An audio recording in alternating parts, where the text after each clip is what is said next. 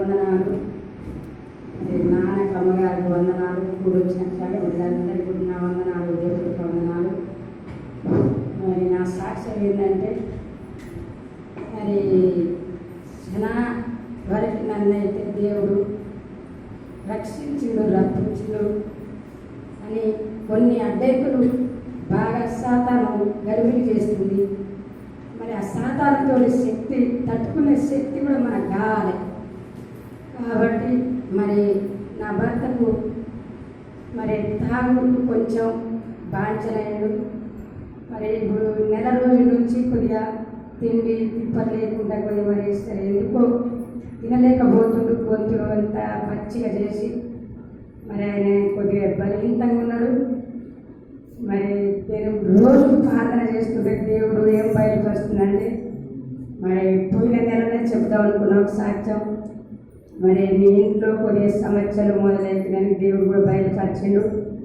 మరి భర్త కూడా లేవలేని సిక్కులు అయిపోతుందని ఒక మాట చెప్పినాడు. దానికోసం నేను దేవుని ఎంతనో అడుగుతున్నాను. మరి ఆ సాక్ష్యం కాక మరి నిన్ననే ఒక సాక్ష్యం చేసిందంటే, మరి ఇల్లు కూలిపోయినట్టుగా దేవుడు చూపెడుతున్నాడు. మరి దీన్ని బట్టి నేను ప్రార్థన చేయాలంటే మరి దేవుడికి ఎంతగా అడుగుతున్నాను.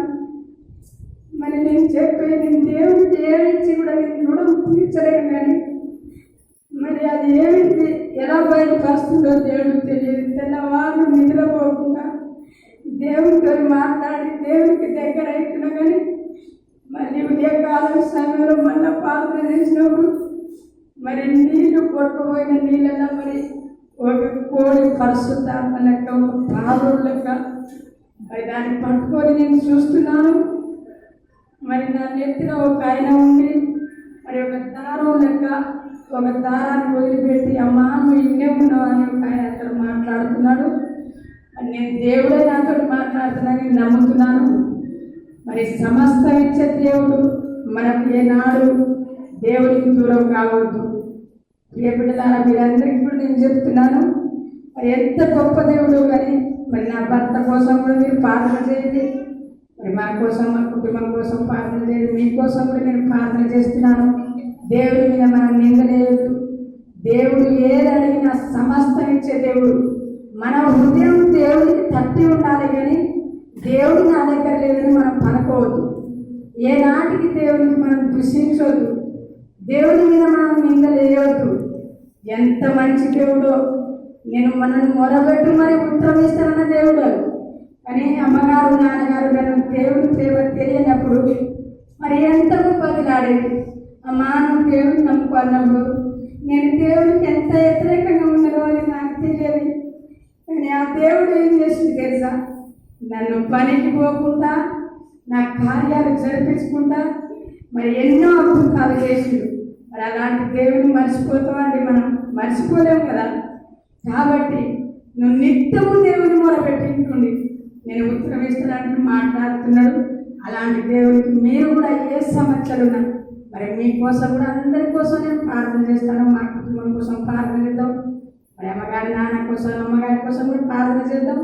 అందరం కలిసి మరి శనివారం, ప్రతిరోజు శనివారం మరి నేను ఉపవాసం ఉండలేస్తానా అని అనుకున్నాను. దేవుడిని నమ్ముకున్న కొద్ది రోజులకి మరి చిన్న చేర్చున్నప్పుడు అలాంటి దేవుడు ఏం చేసి ఎరికినా, నేను ఉపవాసం ఉండాలంటే పచ్చి మంచినీళ్ళు కూడా తాగకుండా దేవుడు సన్నిధిలో బలపరుస్తుంది. అలాంటి దేవుడు మనం మర్చిపోలేము కదా. కాబట్టి మరి మీరు కూడా నా కోసం ప్రార్థన చేయాలి. నేను మీకోసం ప్రార్థన చేస్తాను. మరి సిన్ని సాక్ష్యం నేను అన్నీ మాట్లాడి దేవుడు వింటున్నాడు. సిన్ని సాక్ష్యం దేవుడు దీవించును కాక.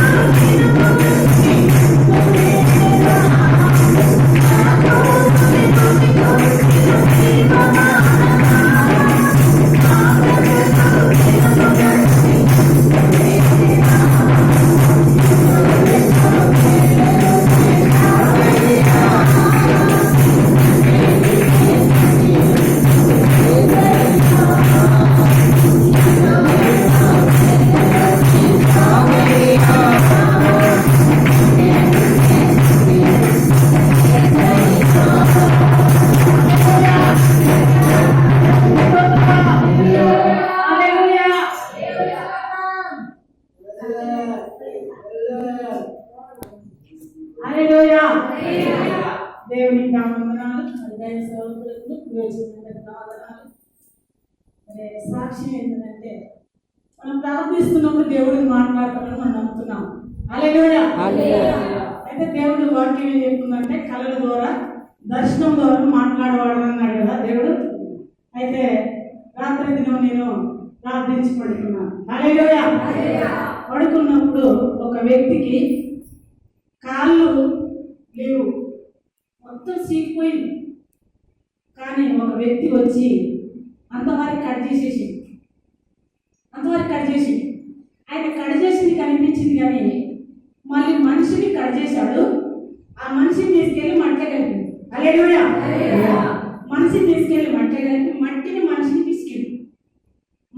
మనిషిని పిసికి మా కుమ్మరైన కాక ఒక కుండని పెట్టుకుని కూర్చున్నట్టు మనిషి మొత్తం తగ్గించుకొని మట్టి మొత్తం మేగింది.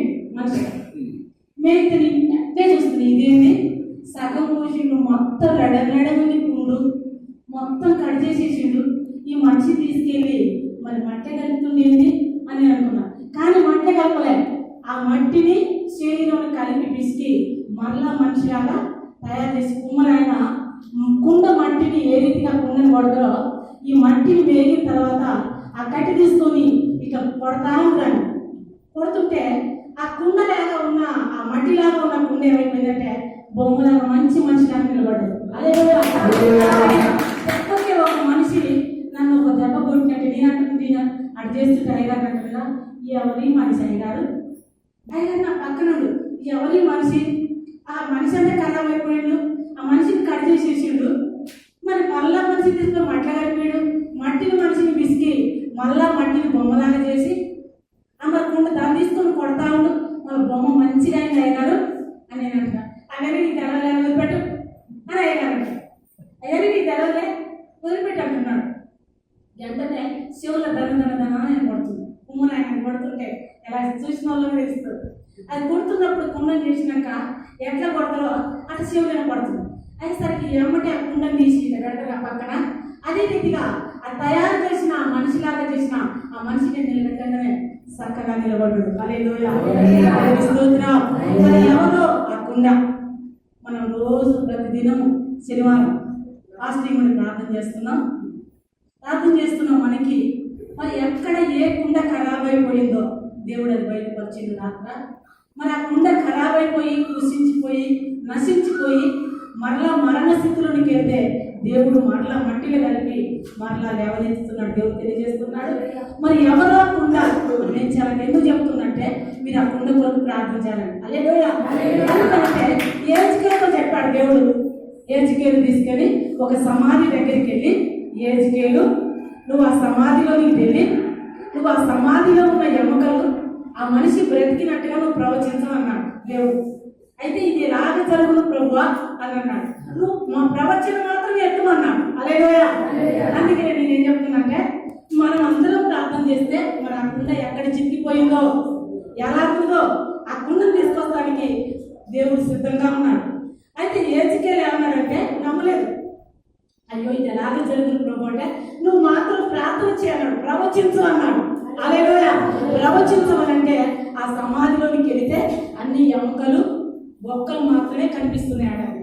కనిపిస్తున్నప్పుడు ఆడికి వెళ్ళి ఇందులో ఉన్న ఎముకలన్నీ సమకూర్చబడును గాక. హల్లెలూయా. అయితే ఎముకలన్నీ ఒకదానికి ఒకటి సమభాగం అతిపోయినాడు. హల్లెలూయా. మరలా ప్రవచించు ఏజ్కేలు అన్నాడు. మరలా ప్రవచించగానే వెంటనే ఈ ఎముకలోనికి ఆత్మ వచ్చును కాక. హల్లెలూయా. అయితే వెంటనే ఆత్మ వచ్చి అది ఎమ్మడే శ్రమంలాగా నిలబడదు. హల్లెలూయా. దేవుని స్తోత్రం. మరలా దీనికి మాంసము పొదిగించబడును కాక అని అన్నాడు దేవుడు. ఏజ్కేలు మరలా మాంసము పొదిగించగానే ఆ మనిషి చనిపోయిన మనిషి ఎముకలు సమభాగం కట్టుకొని శరీరం పొదిగించబడి ఆత్మ వచ్చి సజీవంగా నిలబడ్డాడు. అయితే దేవుడు దర్శనంలో మనతో కూడా మాట్లాడుతున్నాడు. హల్లెలూయా. దేవుని స్తోత్రం. ఎముకలే కడున్నా శరీరమే కడున్నా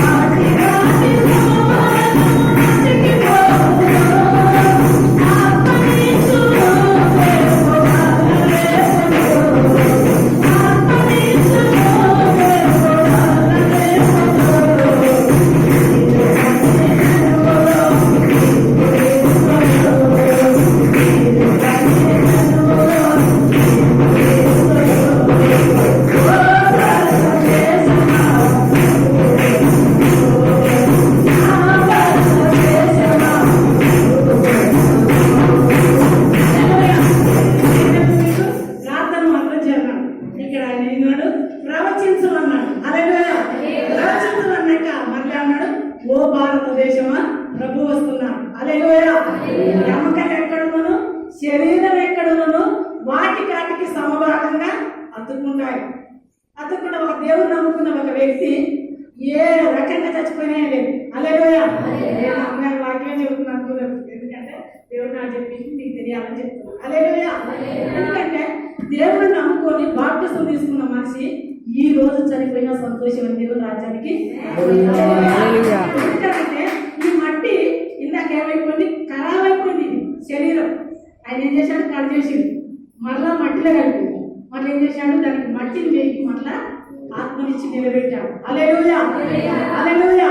ఓ భారతదేశమా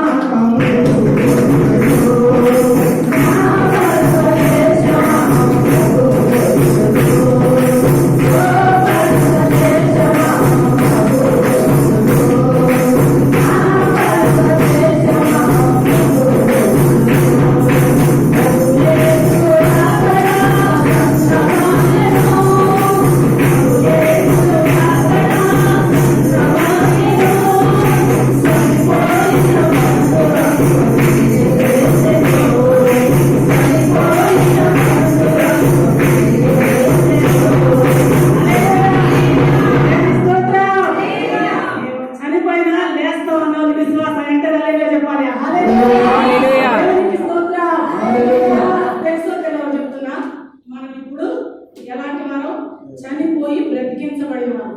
హల్లెలూయా. చనిపోయి బ్రతికించబడిన వారు. బాప్తిస్మం లేని వారు, ఇంకా చచ్చిన స్థితిలో ఉన్నవారు. బాప్తిస్మం తీసుకొని యేసు నీటి మూలంగా, ఆత్మ మూలంగా బాప్తిస్మం పొందినవాడు నా రాజ్యానికి వారసుడు. కాబట్టి మనం వారసులం. హల్లెలూయా. బ్రతికింపబడిన వారు, చనిపోయిన ఒకప్పుడు క్రీస్తును లోకం నుండి చనిపోయి క్రీస్తులో మరలా బ్రతికించబడిన వారు. అందుకే మనం ఇప్పుడు సజీవులమైన మృతులతో మాట్లాడడం నాకు ఇష్టం లేదండి ప్రభు. మృతులు ఎవరు, ఆయన మాట వినేవారు. సజీవులు ఎవరు, ఆయన మాట కొరకు కనిపెట్టుకుని ఉండేవారు. హల్లెలూయా. మరి ఈ దేవుడు చూచిన ఈ దర్శనం కొరకు మీరు అందరూ ప్రార్థించండి. ఈ చిన్న సాక్ష్యం దేవుడు.